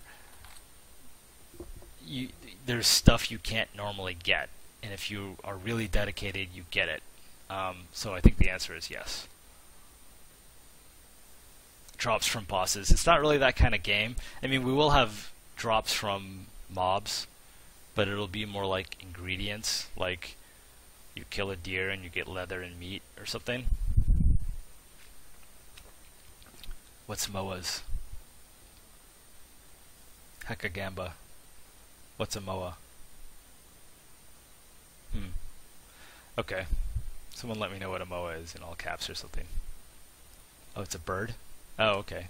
Hey, that's not bad. Well, you can't really go big birds without referencing, you thought I was going to say Sesame Street, Final Fantasy. And that's maybe too specific. I mean, you could say, no, it's not a chocobo, it's a MOA. But no one's going to listen to you. How will variations in skin color, hair, and clothes be handled from an asset creation point of view? Oh, this is Tobias, the guy who's making the Norse add-on, which is awesome. Google him. And scripting it. Okay, so the way I can show you, and this is total sneak preview stuff, so it could totally change. I mean, it could totally change, but I'll just show you if I can find where I put all that stuff. Oh, right, I know where I put it. So the idea is that, let me load the asset, because I can't do two things at once. Where did I put it? Nope, not there. Okay, so here's a guy, right? Hey, this is the worker guy, okay? And all of his pieces are named. Like this, if you can see it, is called head. It's kind of hard to see. That's his head, right? This is his torso, okay? So and these are different pieces, right? So a model in Stonehearth is a bunch of named meshes, or matrices if you're in cubicle talk. So keep that in the back of your mind, and remember that this is the head, okay? The way that we handle variations is we overwrite, we layer on changes, right? So here's a head, and it's just a head. Oops, it should be called head. That's a bug. Let's fix it. So head. Okay. So this is a head variant, right? And we have a lot of these. Here's another head variant. It looks kind of the same, but you can see he doesn't have bangs. Where's a more radical head variant? This one, right? And these are all called head, okay? So there's a file, just a data file that says, here's what it means to be a person. A person has all these body parts, and those are the names of all of the matrices. Head, torso, pelvis, left hand, left foot, right foot. And then, so that's the base definition of a person. Now, we can enhance that base definition of a person by saying, for this piece, use one of these things, right? So use either head 1, head 2, head 3, head 4, or whatever, right?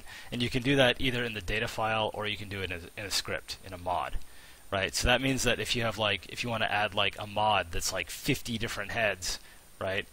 It's pretty easy for you to do that. You just make the 50 heads, and then you make a little bit of a script that says, well, we need. Could you do that?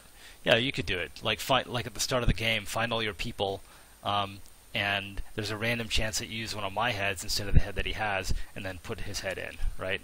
And this is more than just heads. Of course, it goes for all body parts, and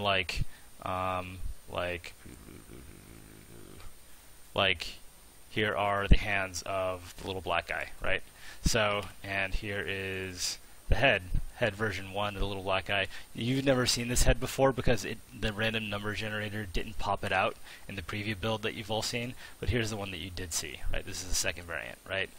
So once I created these variations, there are no black people in the Kickstarter video, and then all of a sudden there were black people in the Let's Play videos. Why? Well, I guess not why, but that's just proof that it was very easy for us to add new variants. I made these assets super fast, and then Tony tweaked the game script to say, hey, there are these new body parts, and it's not just heads, it's just hands, and of course everything's generalized. So we just basically added 2 entries in an array, and then bam, you had more variants. That was super long-winded, sorry, but I always like showing things in action. Let's go back to our workshop and answer a question from the stream. What have you got for me? Can you talk more about bunnymen and dwarves? No, I would, but that's a big topic. It's a big topic. You got to be more specific. Oh my God! Someone made Zangief. Or Zangief? I don't know how to pronounce it. I honestly don't. I should know by now. Pretty baller, man. Do you want me to critique this, or do you just want me to say it's baller? I think it's pretty good. I like it. I mean, I think that like some things that are flat, maybe it would be nice if like his chest hair here popped out a little bit, and same thing here and here. But yeah, I'm digging it.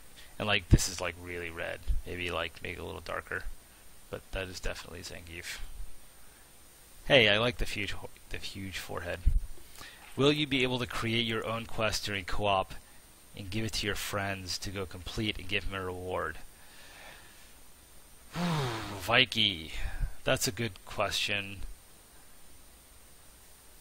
You could do it, but we're not going to have the basic mechanisms in place where you'll just do it. You would have to build out that system where you can author the quest and hand it to someone yourself. The way that mods work in Stonehearth is right now, in the first cut of Stonehearth, is that you author the mod and then you start the game with all the mods and all the mods contribute to the game. Sort of having a mod and like giving it to a friend in the middle of his game and then he like plays it isn't something that we're doing yet. And honestly, it's not something we've even thought about.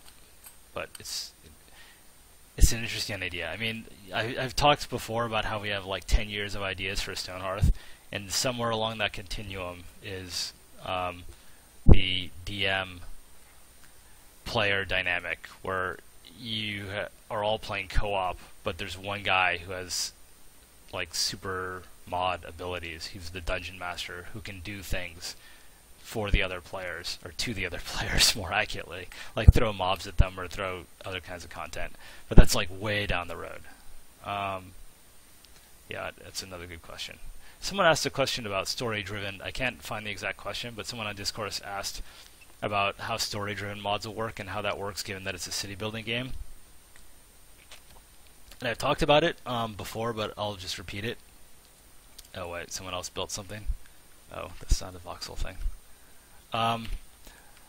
So we got two things that seem to compete. One is that we want RPG-like adventuring elements, but the other is that it's a city-building game, so you're like stuck in your city, right? Well, both those things are true. We do want the focus of the game to be about you building your city, which means the action is centered on your city, not out in the world. But at the same time, we want these story-driven things. So the way that we'll handle that is... how are we going to handle that? I forgot. Now I remember. A lot of the story-driven mods, not all of them, but a lot of them, will be about stuff that happens to your town. Like you can imagine a plague, or a zombie invasion, or a goblin raiding party. Those are some of the more dramatic examples. But you could also imagine something like a caravan, right? Like a visiting caravan. And that gives us still... It keeps the focus on your city, and it still gives us a lot of opportunity for storytelling. Not just within the individual encounter, but the way that these things work, right? So like... that was a mistake. So like when you get like...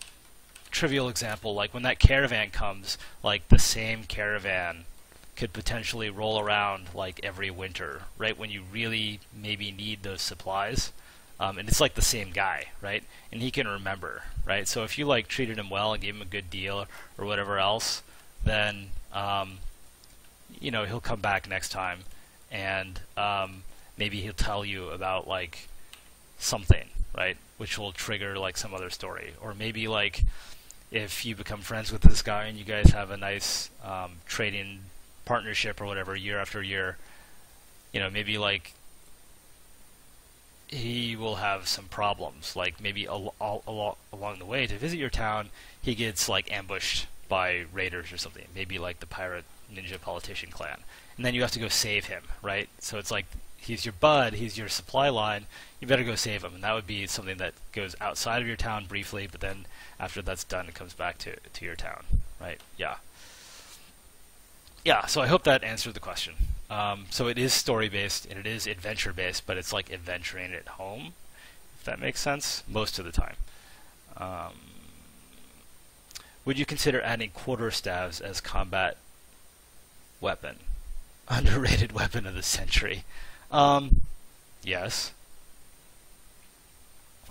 Why not?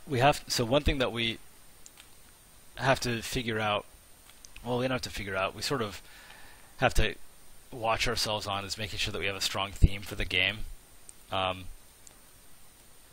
then knowing when to break the rule, right? But like, there are all kinds of directions we could go with like traditional high fantasy, or give it a slight Asian flair, or give it like, a Norse flair, and we need to make sure that we pick our environment, which right now is leaning towards Tolkien-esque high fantasy, and stick with a strong theme, right? And then, of course, know where to break it. And like Raya's Children is an example of where we're breaking our mold a little bit, right? Where it's okay, you want the slightly different flavor. Here's a faction that'll give you that different flavor, right? And even if you're not playing as Raya's Children, you may encounter them. I mean, they're traders. That's their whole deal, right? So the caravan that I was talking about may be from that faction, and so you'll get that flavor. And that'll give you the opportunity to maybe like get some trade with them for some different flavored recipes or items or whatever else. Yeah, but we don't want it to just be a mishmash of here's some D&D stuff, and here's some like whatever, like piratey stuff. Here's like, here's some steampunk stuff. We don't just want to throw everything into the mix. Because then it's just random. Sawdust. Oh, sawdust. I thought about sawdust. I really did, and it doesn't work. Let me show you. Let's suppose we wanted to put sawdust on this thing. Like, maybe he's been working hard here. Like, I thought about well, you can do like kind of voxely sawdust or something. And it's just like, what? What is that? Right?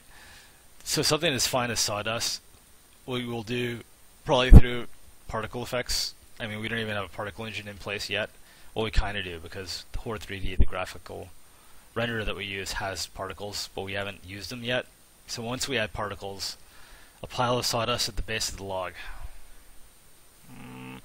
I don't know about that. It seems too... I mean, sawdust is so ephemeral. Like, I'd rather do it with the particle system, so that when he's sawing, you get, like, sawdust coming off the saw, and then maybe we form a pile and it, like, fades out or something.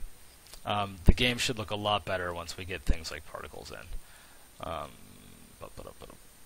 Moderator questions. I think I've answered a lot of these. I have. Wow, I'm doing pretty well. With the game being greenlit on Steam, will mods be Steam Workshop, or will the game have a built-in function to get mods? We're going to have some built-in functionality to highlight mods that are particularly awesome and auto-install them. Not auto-install them, but you click and install.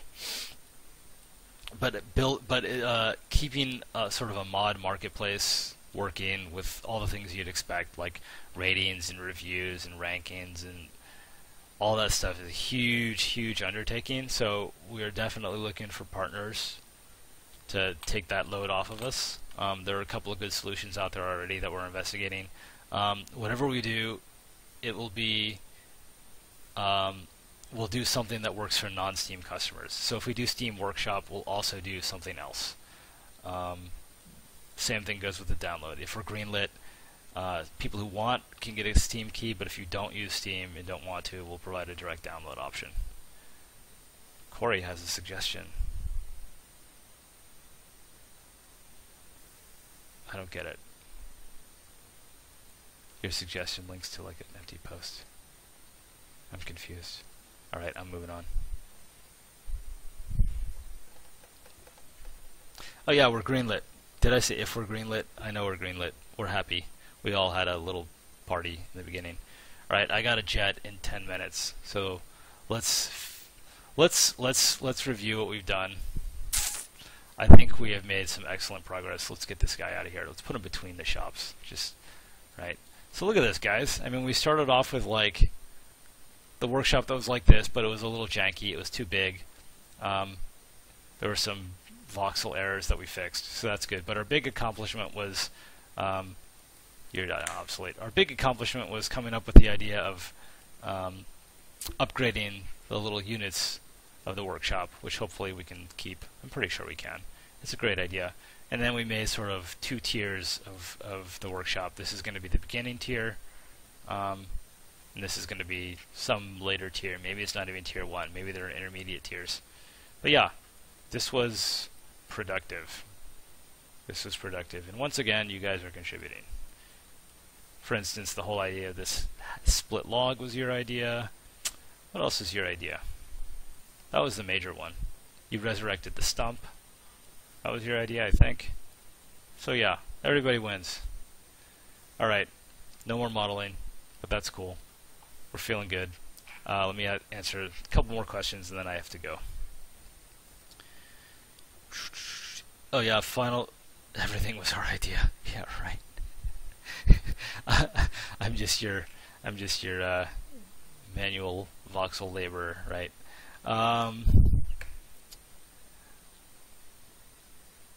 Oh, rival settlers, Corey. Right, yeah, so Corey's idea was that there are basically rival settlers who aren't very happy that you're there and will steal your stuff or attack you. Basically like monsters that are not monsters, they're human. And that's a good idea. That's sort of the idea behind the Pirates, Ninjas, and Politicians faction, except we wanted them to be funny. Is that they're humans, but they don't like you, so they're going to do nasty things to you. Will there be a justice system? Holy cow, that's ambitious. Will your own villagers have their own AI that sometimes causes them to steal or break laws?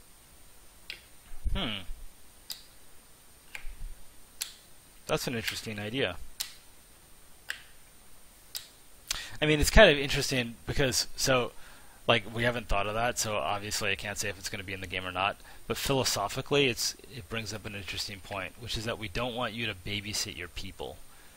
Like, we don't want you to have to worry about are they happy or not in like a Sims type way.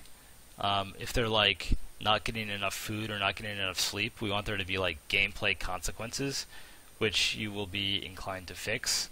But those should be really obvious, and you should see them coming because you'll notice that your food supply dropped to 0 over time, or whatever, that you have 50 people in one bed, right?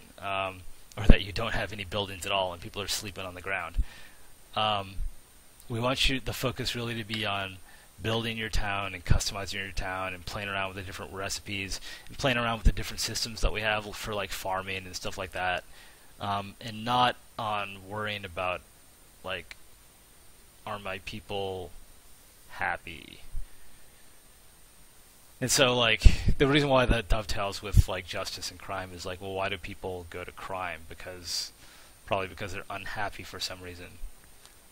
So I guess I could think of 2 things. Like would the AI have like I'm sort of pissed off because I always get the short end of the stick, so I'm going to like take what I want and like resort to crime?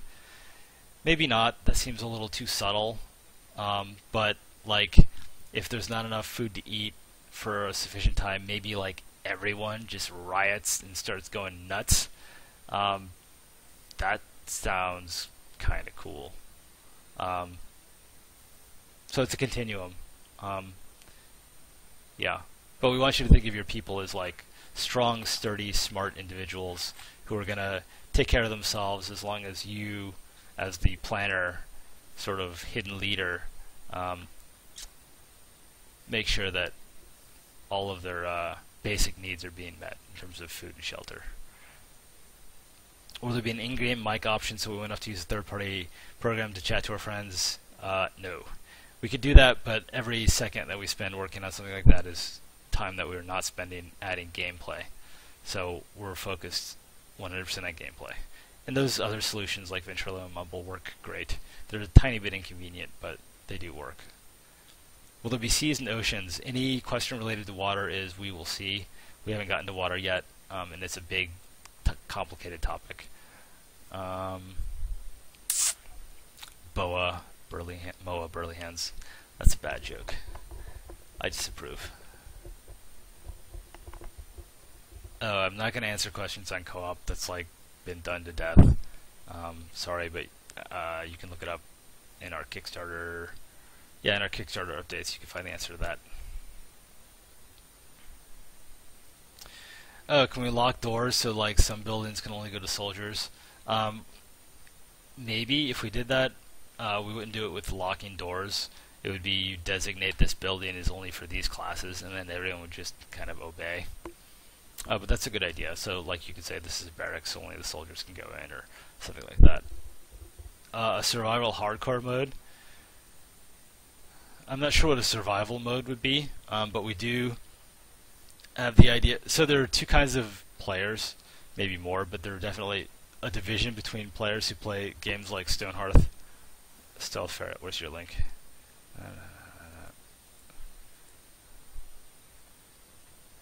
Whoa! Way to go, Stealth Ferret. Alright, gotta show this. Check this out. From the pizza party. Let's see if I can get it in all its full screen glory. This is Facebook. Let's see if I can not show like my whole life. See, now you know like a lot of my friends. You can go say, hey, I saw Tom on the live stream. You should totally support his game. That's cool. Let's leave this up because I like it. Super cool. So Stealth Ferret did this, and it's like our is she throwing up horns? No, I guess those are horns. Whatever. Yeah, that's cool. So that's like our little instruction lady from the Kickstarter video, she was also at our pizza party. Antonio's Pizza. Funny. What was I talking about? I can't remember.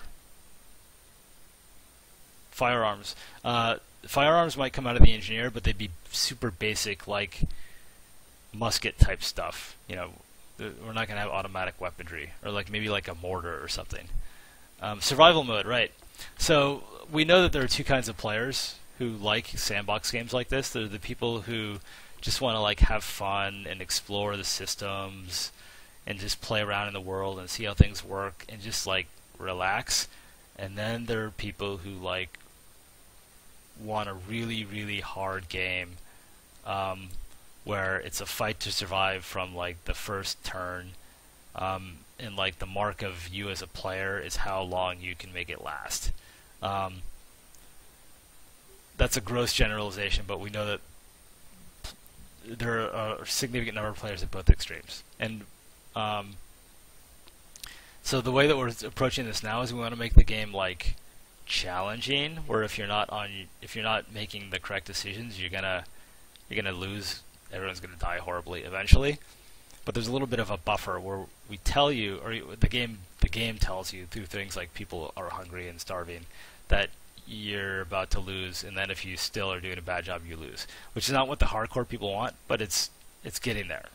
And then to satisfy the more creative people, we just take out all danger, right? So there are no monsters. No one can starve to death. People just work slower when they have no food or whatever. So you can play for as long as you want and not worry about all that stuff ever. That doesn't satisfy the hardcore people, and we have to figure out what to do about them.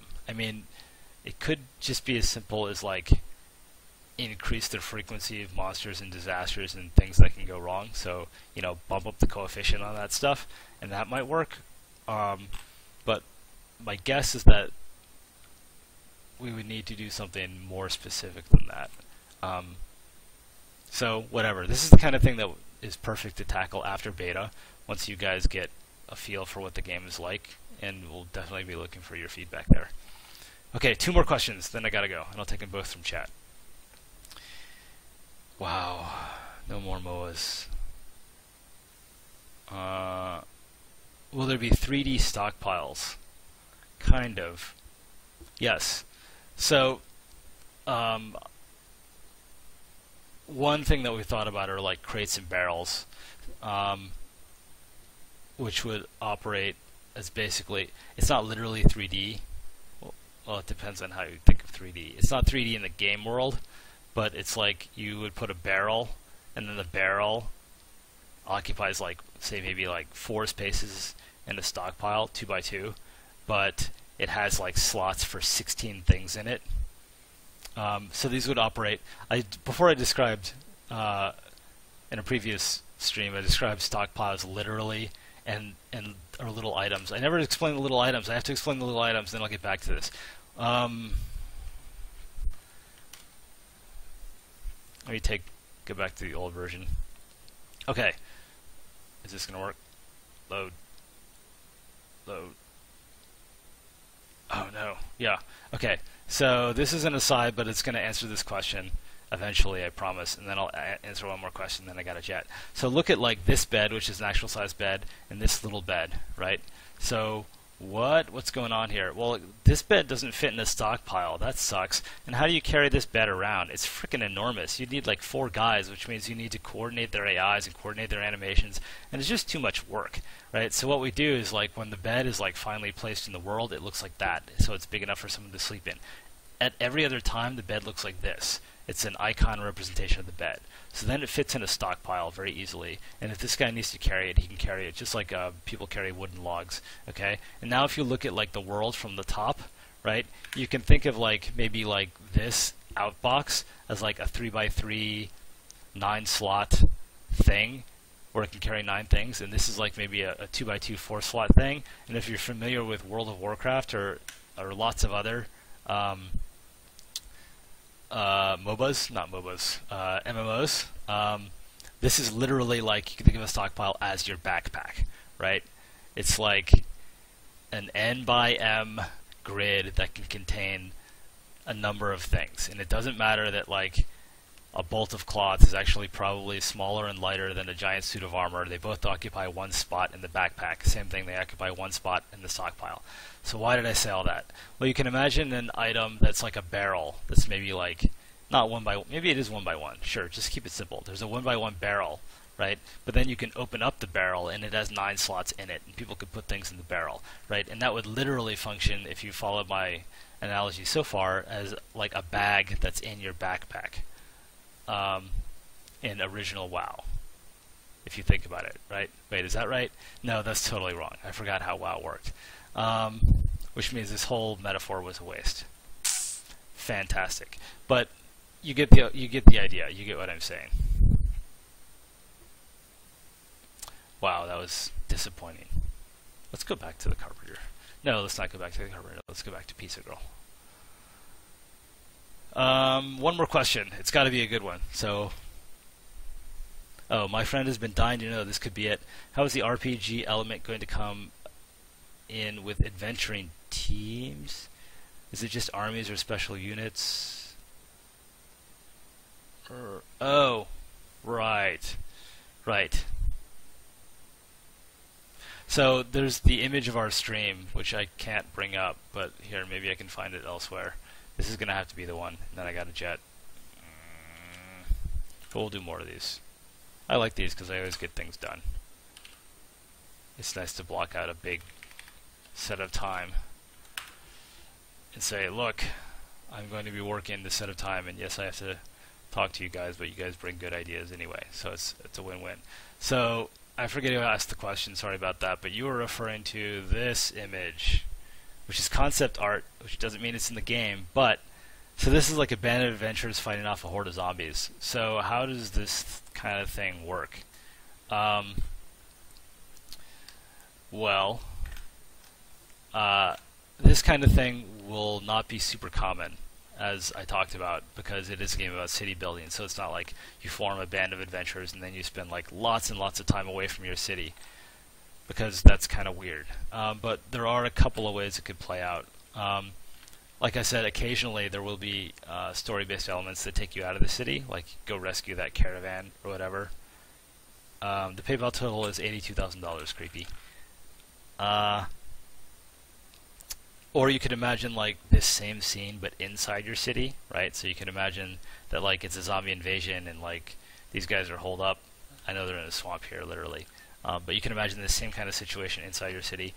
And then another idea that we're playing around with, and this is very preliminary, so don't hold me to this at all, but is the idea of when you have people that are outside of your city, we screw around with time a little bit. You know how if you're reading like a novel, especially like a fantasy novel, well, any novel really, like different things are happening simultaneously in different parts of the book, but you can't read two things at once. So it's like you read about what's happening here, and then next chapter or whatever, now you read about what's happening like over here, and you may like context switch from different stories at once like that. We can probably do something like that in the game, where like you're playing around Horde of Titans. I don't get that. You're playing around in your town or whatever, and then like you go off and take a band of adventurers to like go save this caravan, right? And then right when they leave, like time effectively stops in your city, right? And you're playing just in the context of these guys on their adventure, and you play it out, right? And then when you finally save the caravan, right, you guys head for home, and then we go back to the point in time in your city when they left, and then you're just playing it out, and there's some kind of like clock or something where it's like your adventuring party will return in like 3 days, right? And then you see what I'm getting at? So it's like it lets you focus on two things at once sequentially. That's just one idea we had that would let us do sort of non-city based adventure things without having the problem of like you really want to focus on the adventures but your city needs tending too, so how do you do that without like pausing the game like every like 2 seconds so you can jump in two places at once? It's a hard problem. Maybe that's a good idea. Lunijo thinks so. I think so too. I'm sure once we try it there'll be all kinds of issues, but hopefully we can put it in. And I think it ties into like kind of the feel of the game, because we want it to be like epic and a mix of sandbox and story based. And within, like I said, within like a reading context, this kind of transition happens in literally every novel you've ever read. So hopefully people get it. Okay, back to Pizza Girl. That's it, because I've got to go. But thanks for watching, and I'll try to do these like as often as I can. This is the last day to back us through to get Kickstarter rewards for backing us through PayPal. So go to stonehearth.net/Kickstarter, taking it down tonight, and then after that, soon after that, maybe not tomorrow, but soon, we'll have the Humble Bundle store up where you can pre-order the beta. So if like if you don't get paid until the end of the month, you can do that. And that's it. Until next time, guys. Where's the button to turn this thing off?